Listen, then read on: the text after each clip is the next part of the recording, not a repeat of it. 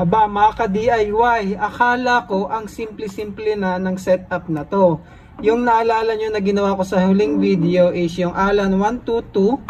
Gamit nga ito ay pwede natin gawin yung carbendo o kaya piso net mga ka-DIY. So meron tayong 1, 2, 3, 4 na components. Ngayon sa paghahanap ko pa nga, naghahanap kasi ako ng link sa TikTok para i-share tong si Allen 122. Aba, may nahanap pa akong iba mga ka-DIY. Meron palang mas madali pa. So, ito ay si Allen 1203. Ang kailangan mo lang ay ito at saka ito, coin slot mga ka-DIY. Either 1 peso, 5 peso, or universal. Hindi mo na kailangan ng transformer o kaya extension. Wala ka nang puputulin na wire. Ito na lang talaga mga ka-DIY. So ano bang laman nito sa package? So meron siya ditong display, yung mismong module, timer. So andyan na yung saksakan no mga ka-DIY. Isasaksak mo siya sa 220 volts AC. Meron ka na ditong output na nakokontrol natin ng timer. Dito mo na isasaksak yung monitor kung piso net o kaya yung pressure washer kung carbendo mga ka-DIY.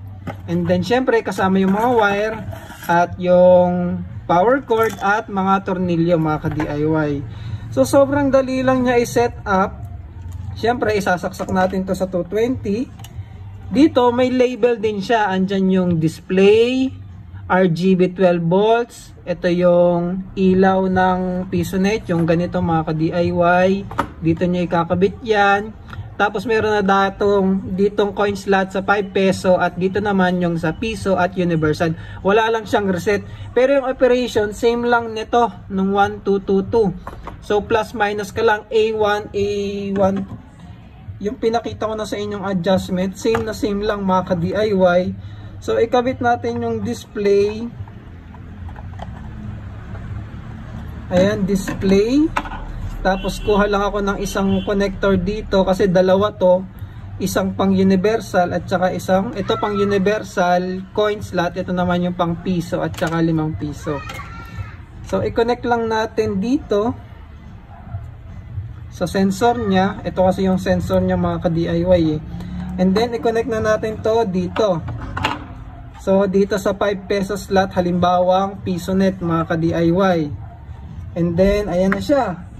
Isaksak ko na to sa 220 volts.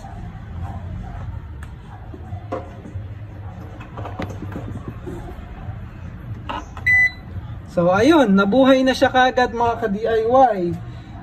Ngayon nakaset siya ng A4, 'di ba? Sabi ko nga multiplier 'yan. Pag naghulog ka ng 5 piso, maglalabas na siya ng 20 minutes. So try natin mga ka-DIY. 5 pesos A4, 20 minutes. O, diba? Ganun lang kadali. Kung nakasaksak dito yung monitor, gagana na siya ng 20 minutes mga ka-DIY. Kasi naka-on na yan. Pakita ko sa inyo. I-tester na lang natin para makita nyo yung 220 volts. So, ayan o. 220 volts.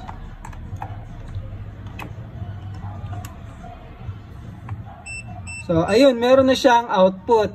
Try ko patayin muna ulit mga ka-DIY. Dahil nga wala siyang reset, hugutin ko yung saksak. So, buhayin ko ulit. So, maghulog tayo. O, nakita nyo, wala siyang voltahe. 0 volts tayo dyan. Pag naghulog tayo ng 5 piso, so, meron na tayong output. 220 volts. Gagana na yung monitor ng PisoNet. 5 pesos, 20 minutes mga ka-DIY. Sobrang simple lang, no? Wala ka ng ibang ginamit na wiring. Kumuha ka lang ng coin slot, tapos ito ng mismong module, nasa kanya na rin yung saksakan, tapos pati timer mga ka-DIY. Ngayon, i-reset ko kung gagamitin naman sa car wash ulit. Siyempre, ililipat ulit natin to doon sa piso. Kasi sa amin nga, ay 5 piso, 2 minutes. Tapos iset natin ng A2. Kasi yung A2 ay 2 minutes kapag sa piso slot. So, try natin 5 piso, 2 minutes. O, ayun. Goods. Meron na tayong 220 volts output dito. Gagana na yung ating pressure washer. May nagtanong pa pala sa akin kasi may iba kasing gumamit nito. Maliit daw kasi yung relay. Medyo delikado siya para gamitin sa car bendo, sa car wash kasi maliit nga. Ngayon, ang maganda itong 1203, buksan natin. Mas malaki yung relay nito mga ka-DIY.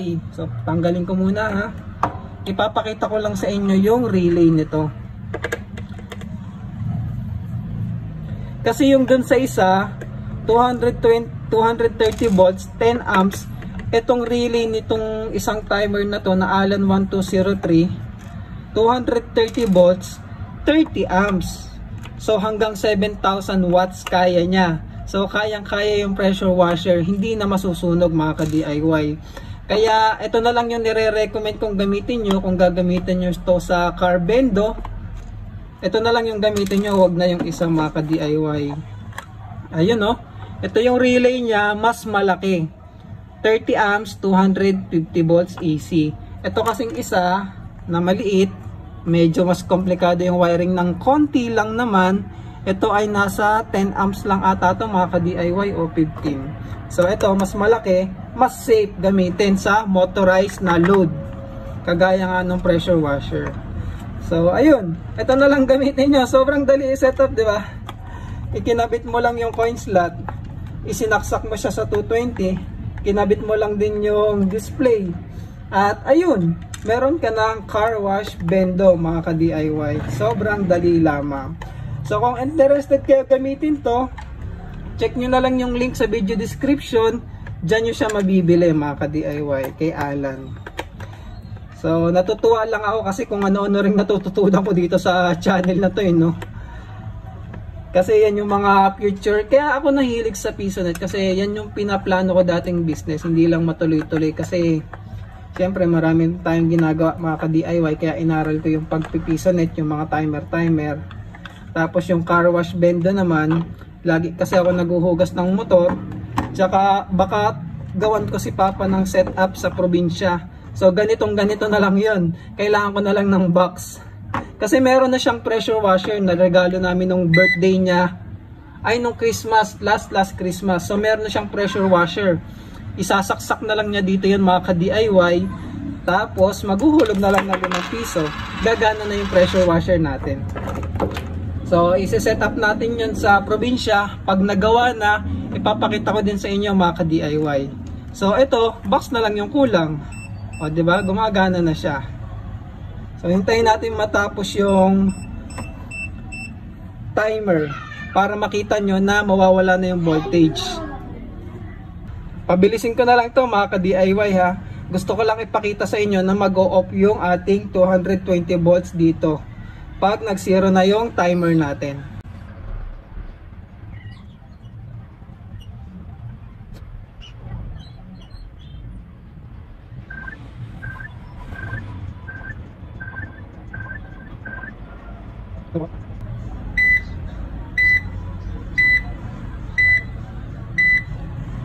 Nang ano, 1,000. So ayun mga ka-DIY, nag-zero yung timer natin at nawala na yung AC output natin. So technically ano na lang yan 0 volts yan. So goods, maraming salamat mga ka-DIY. Check nyo na lang yung link sa ating video description.